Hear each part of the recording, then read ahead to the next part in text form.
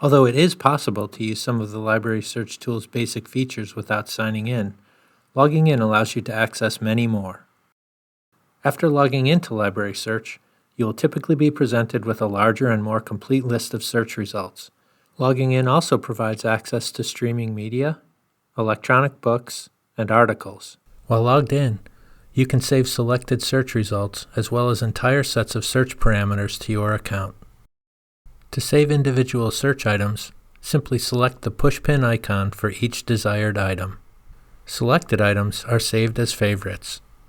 You can go to your saved favorites by selecting the pushpin at the top of the page. From your My Favorites page, you can apply labels to organize saved results. It is also possible to search within everything you've saved.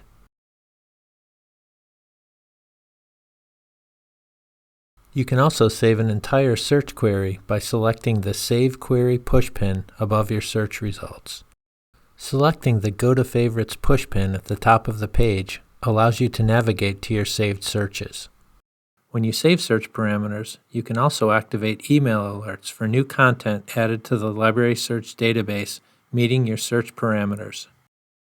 Lastly, logging into LibrarySearch gives you access to your electronic library card. From your library card webpage, you can view and renew all of your LAD library checkouts.